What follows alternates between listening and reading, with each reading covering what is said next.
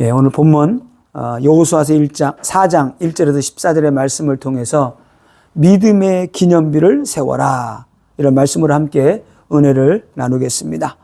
오늘 하나님께서 이스라엘 백성들이 요단을 다 건너기를 마치자마자 여호수아에게 하나님께서 말씀을 주셨습니다.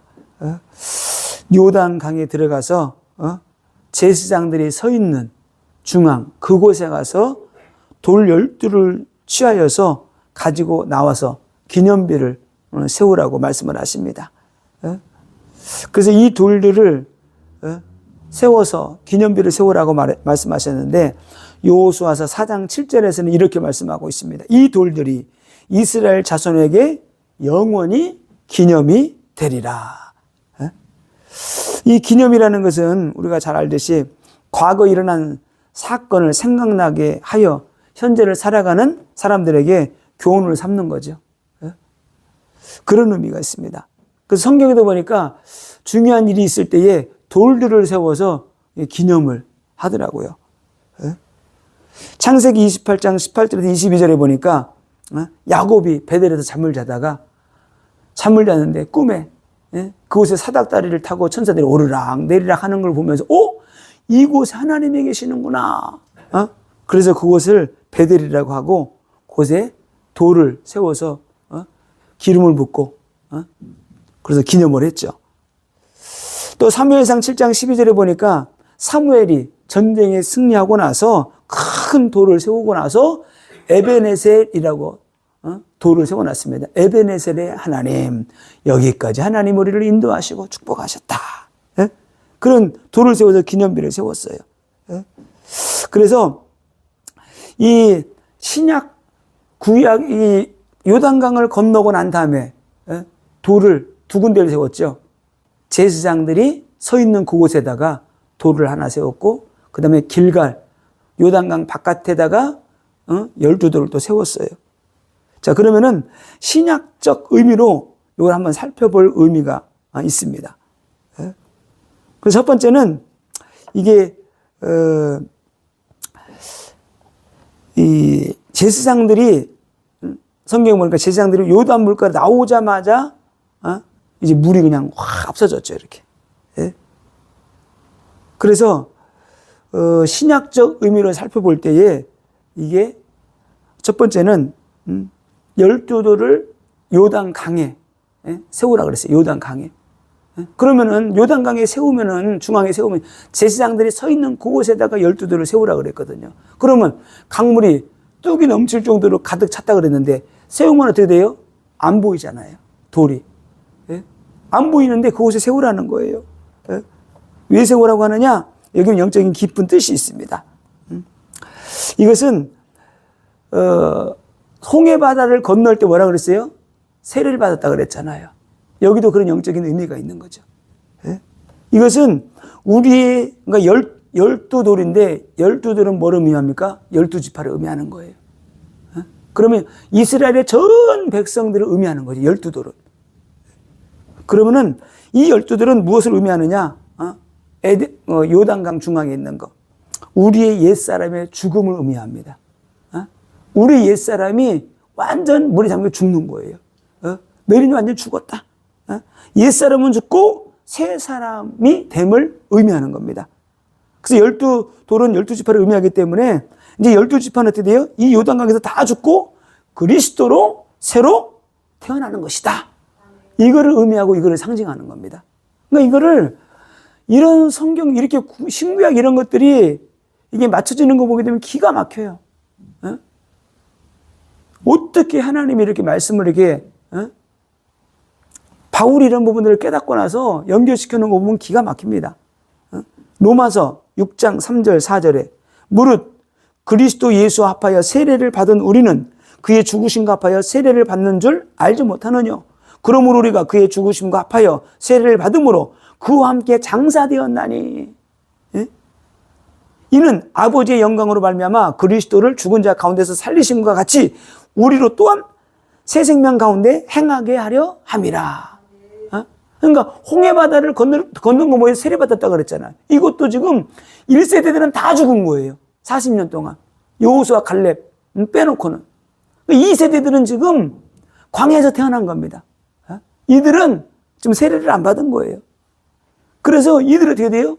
이들이 다 지금 요단강을 건너면서 이들이 세례를 받게 되는 것이고, 옛사람이 다 죽는, 왜냐 죽었다, 죽음을 의미하는 그런 예식이 오늘 요단강 중앙에 12돌을 세우는 겁니다. 갈라디아서 2장 20절, 내가 그리스도와 함께 십자가에 못 박혔나니, 십자가에 못 박히고 어떻게 돼요? 죽는 거예요. 죽고 그리스도와 함께 다시 살아나는 것을 말하는 겁니다. 그래서 요단강 중앙에 12돌을 세우는 것은 옛사람이 죽고 예수와 함께 다시 살아나는 것을 의미하는 것이다. 갈라디아서 5장 24절에 그리스도 예수의 사람들은 육체와 함께 그 정과 욕심을 십자가에 못 박았느니라. 우리 옛사람은 다 어떻게 십자가 못 박아버리고 이제 그리스도와 함께 다시 부활해서 살아나는, 영적으로 다시 부활해서 살아나는 것을 의미하는 겁니다. 자, 또 하나의 12돌이 있죠. 요단강 바깥에 길갈에 세우는 거예요. 이 길갈에다가. 이것은 옛사람을 버리고 주와 함께 새 생활, 새 삶이 시작되었음을 의미하고, 이거는 곧 부활을 상징합니다. 우리가 새로운, 이제는 새로운 사람이 되어서, 이제는 거듭난 하나님의 백성이 되어서, 이제는 어떻게 돼요? 구원받은 하나님의 자녀가 되었고, 새 사람이 되어서, 이제는 가나안 땅에 들어가서 우리는 살아야 될 하나님의 백성이다. 이거를 이거 이렇게 영적으로 의미하는 거예요. 그래서 오늘 로마서 6장 5절에 있는 것처럼, 우리가 그의 죽으심을 본받아 연합한 자가 되었으면 또한 그의 부활을 본받아 연합한 자가 되리라. 그리스도와 함께 십자가에 죽고, 이제 그리스도와 함께 어떻게 돼요? 우리가 부활의 축복을 누리게 되는 겁니다. 새로운 사람이 된 거예요. 로마서 6장 8절에 만일 우리가 그리스도와 함께 죽었으면 또한 그와 함께 살 줄을 믿노니. 요단강 물속에 묻혀버린 기념비는 옛사람을 장사 지내는 것을 의미하고, 요단강을 건너 길갈에 기념비를 세운 것은 새 사람과 부활과 새 생명의 출발을 의미하는 영적인 의미가 있다. 그래서 가나안 땅은 누가 들어가요? 구원받은 하나님의 백성이, 새로운 피조물 된 사람이 들어가서 새로운 삶을 사는 것을 의미하는 겁니다. 자, 그래서 성경에 오늘 하나님께서 이런 말씀, 답을 다 줘요. 그럼 후대들이, 이 돌들이 뭐라고, 이게 뭡니까? 물어보면은 거기에 대해서 하나님이 답도 줘요. 하나님께서. 후대들이 질문하면은 후대들에게 이것이 어떤 의미인지를 말해주라는 거예요. 다시 말하면 뭡니까? 하나님의 구원, 하나님께서 구원의 여정 가운데 역사하셨던 그런 일들을 후대들에게 하나님의 살아계심을, 하나님의 역사하심을, 지금도 살아계심을, 지금도 인도하심을 후대들에게 전달하라는 거예요. 이런 영적인 의미가 있습니다. 그래서 신명기 6장 7절에 내 자녀에게 부지런히 가르치며 집에 앉았을 때든지 길에 갈 때든지 누워있을 때든지 일어날 때든지 이 말씀을 강론할 것이며, 하나님의 말씀을 어느 곳에 있든지 후대들에게 가르치고 또 가르치고, 그래서 그 후대들이 하나님을 떠나지 않도록 하라는 겁니다.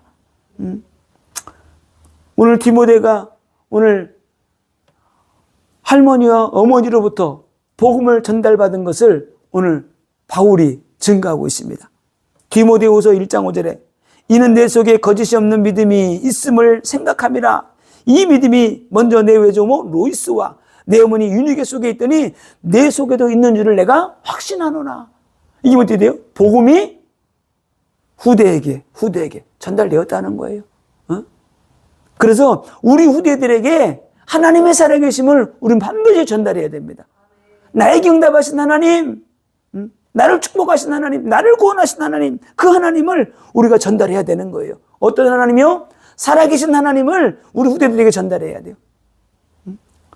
하나님의 역사하심을 우리 전달해야 되고, 지금도 하나님이 살아계신다, 응답하신 하나님, 축복하신 하나님, 사단 마귀를 꺾으시는 하나님, 우리의 가정과 우리 자녀들을 축복하시고 인도하시는 그 하나님, 그 하나님을 우리 애들이 알게 해야 되는 거예요. 그 예수 그리스도를 인격적으로 만날 수 있도록 우리가 복음을 전달해야 되는 겁니다. 과거에도 역사하셨던 하나님은 미래에도 역사하신다. 지금도 역사하신다. 이거를 후대들에게 전달하라는 겁니다.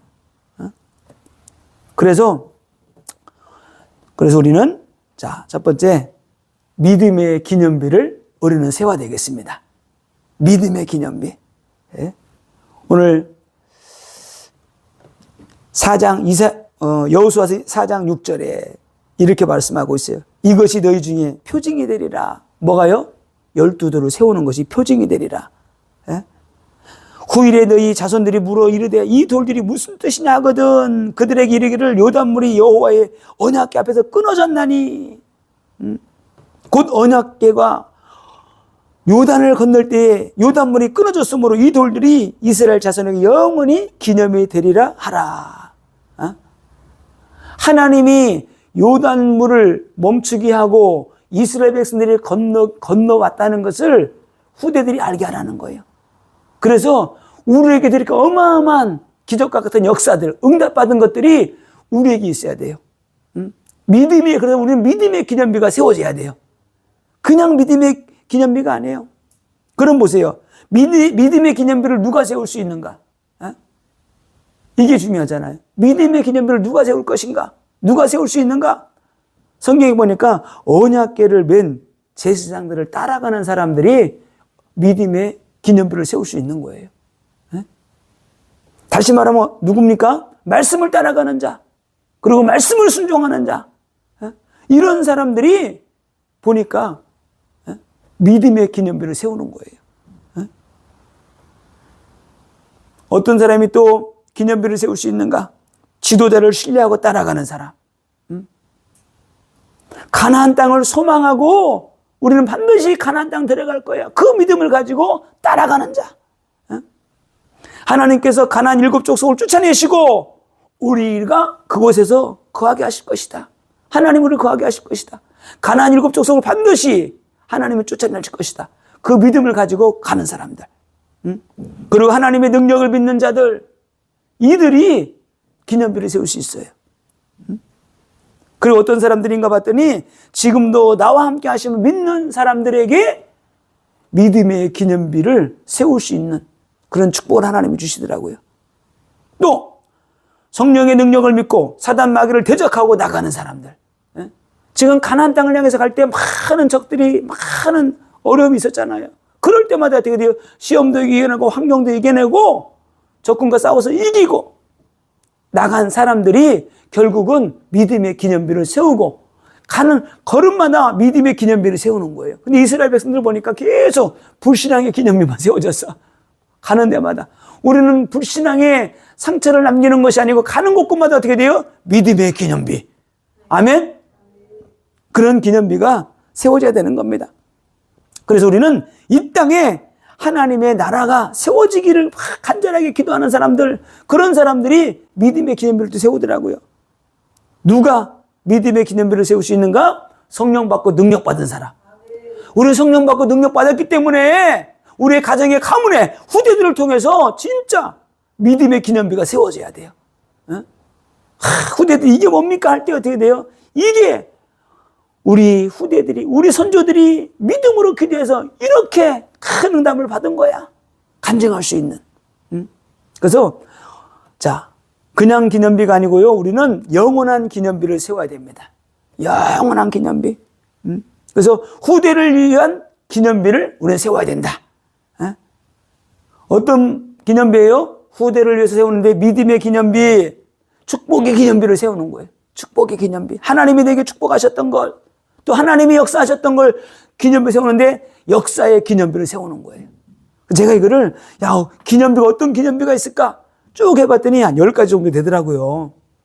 그래서 믿음의 기념비, 축복의 기념비, 하나님이 역사하셨던 역사의 기념비, 살아있는 기념비를 우리가 세워야 되는 거예요. 그 다음에 신앙의 기념비, 그리고 응답의 기념비 세우는 겁니다. 하나님이 능력으로 역사하셨기 때문에 또 능력의 기념비, 치유의 기념비, 우리 가정을 살리신 그 하나님의 역사가 있다 하면은 우리 가정에도 응답하신 그 하나님, 그 기념비를 세워야 되는 거예요. 그래서 가정을 살렸던 그 하나님, 가문을 살린 그 하나님, 우리 후대를 살린 그 하나님 앞에 우리가 진짜 큰 응답 받아가지고 믿음의 기념비를 다 세우시기를 예수님의 이름으로 축원합니다. 진짜예요. 믿음의 기념비. 이 기념비는 그냥이 아니고 누구를 위해 세우라 그랬어요? 후대들을 위해서. 후대들. 그래서 우리들은 진짜 막 기도해야 되는 거예요. 몸부림치면서 기도해야 되고 피 흘리기까지 싸우면서 기도해야 되는 것이고, 전도하고 복음 전해서 많은 영혼들을 살려서 진짜 이 믿음의 기념비, 축복의 기념비가 될 수 있도록 우리가 세워야 되는 겁니다. 그래서 우리 후대들에게 무엇이 전달돼야 되는가? 제가 또 이거 말씀 묵상하다가 그럼 무엇이 전달돼야 되는가?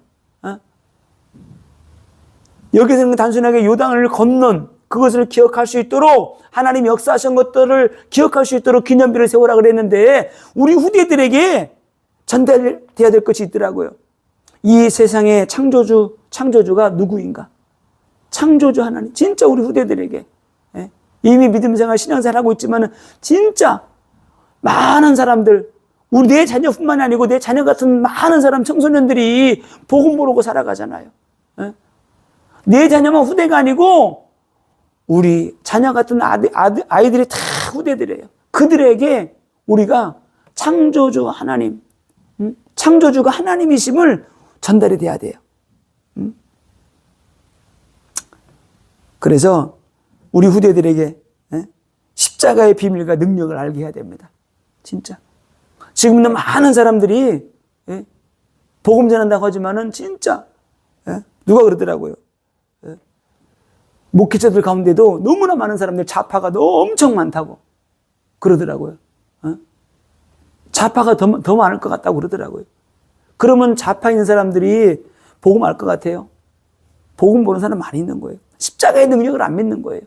지금도 막 성령 사역하고 귀신 쫓아내고 병 고치고 막 그러면은 이상하게 보고, 지금 그런 거 없는데, 이렇게 말하고 생각하는 사람이 어마어마하게 많이 있어요. 제가 아는 사람에게도 이런 얘기를 했더니, 그거 이상한 거라고, 그렇게 얘기를 하더라고요. 그럼 제가 더 이상 말할 수가 없었어요.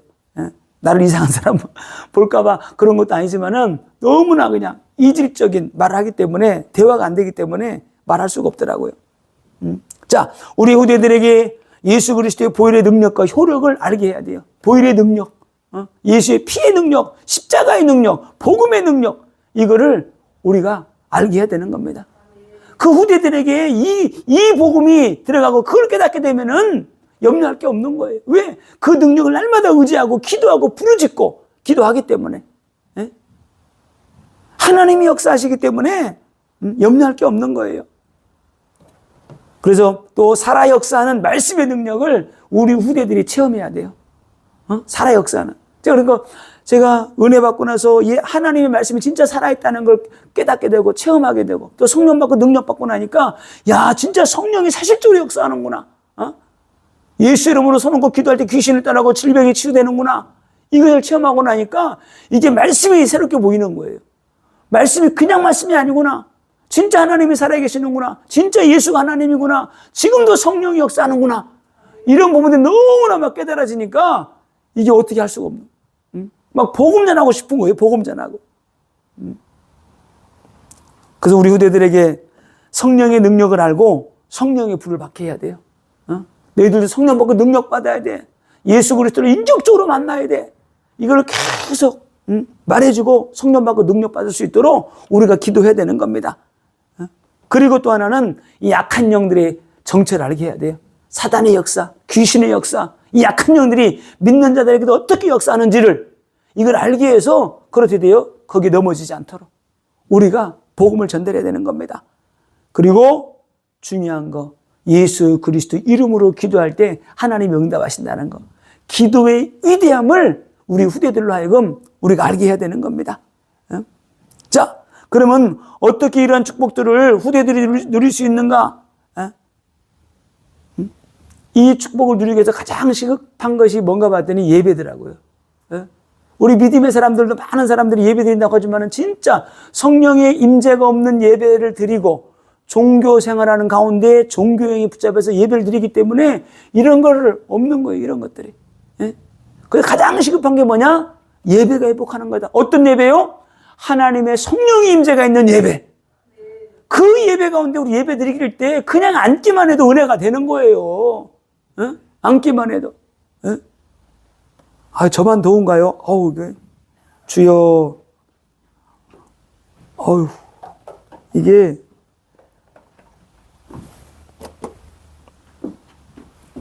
죄송합니다. 아우. 아유, 주여. 오늘, 뭘 하고, 여기서 와가지고 뭐좀 하더라고 좀 막, 5시부터, 6시부터 막 계속 기도했더니, 아무튼, 지금 성령이, 하나님의 성령이 지금 이 가운데 충만하게 임재 계신 것 같아요. 예?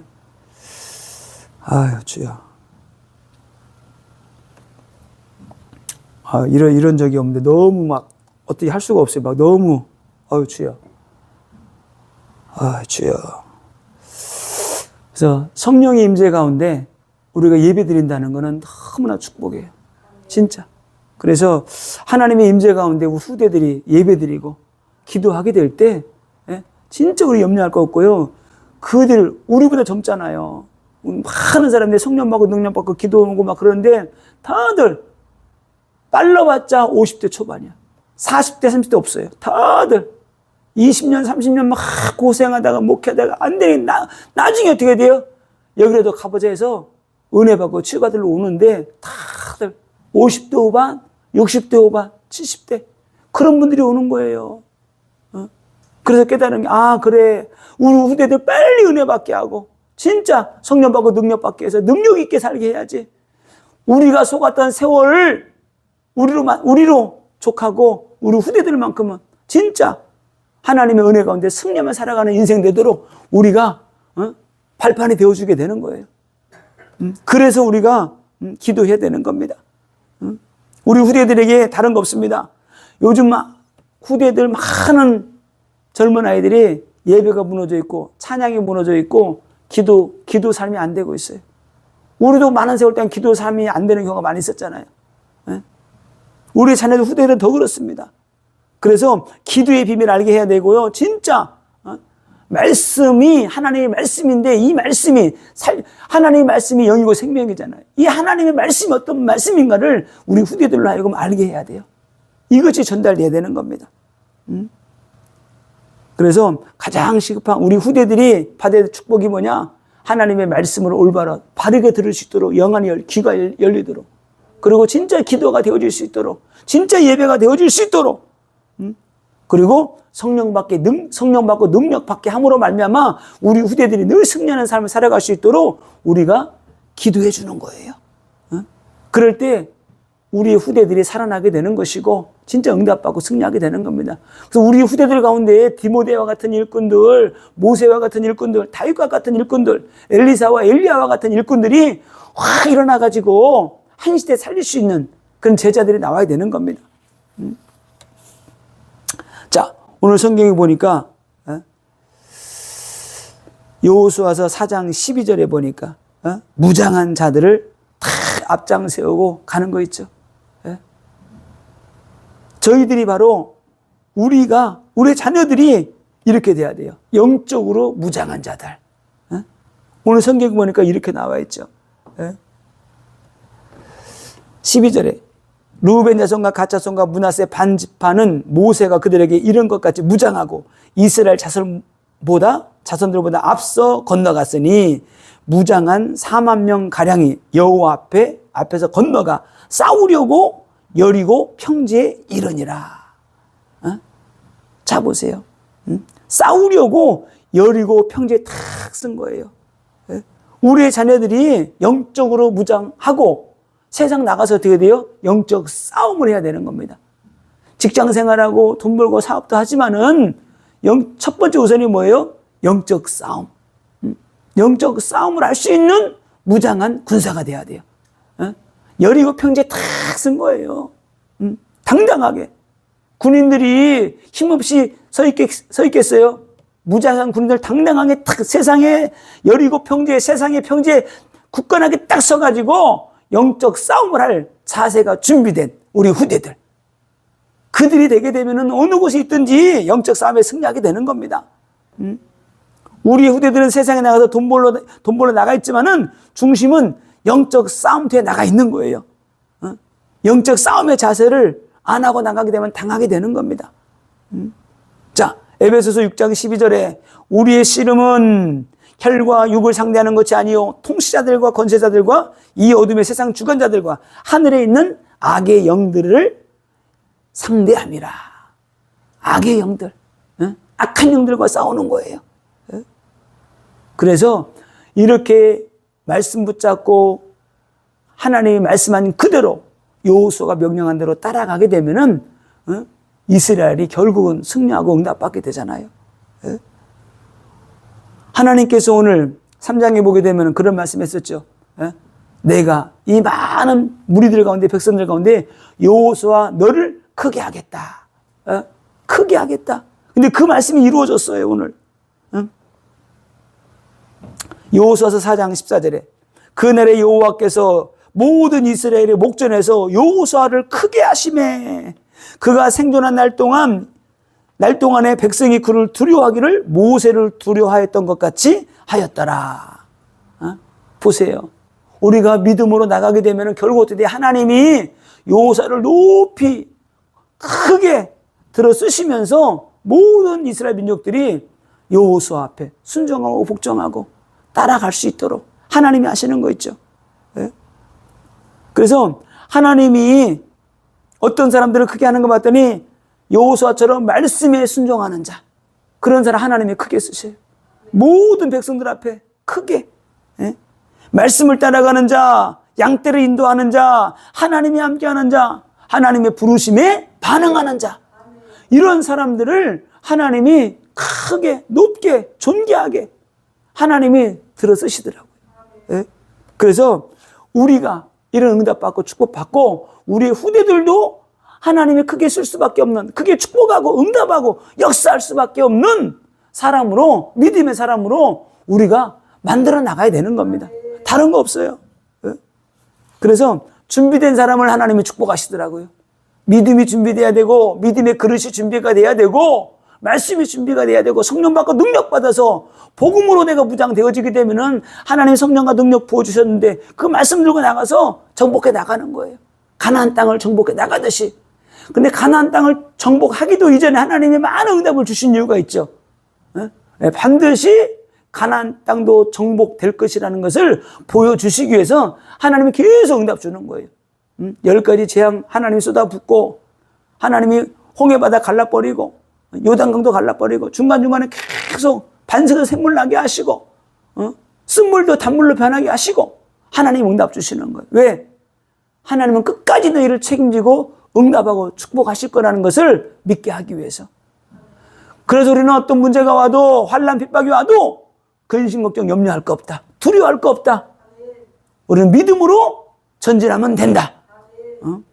그래서 믿음의 큰 기념비를 세워서 후대들에게, 진짜 후대들에게 복음이 전달되어져서 후대들도 응답받고 승리하는 그런 축복이 있기를 예수님의 이름으로 축원을 드립니다.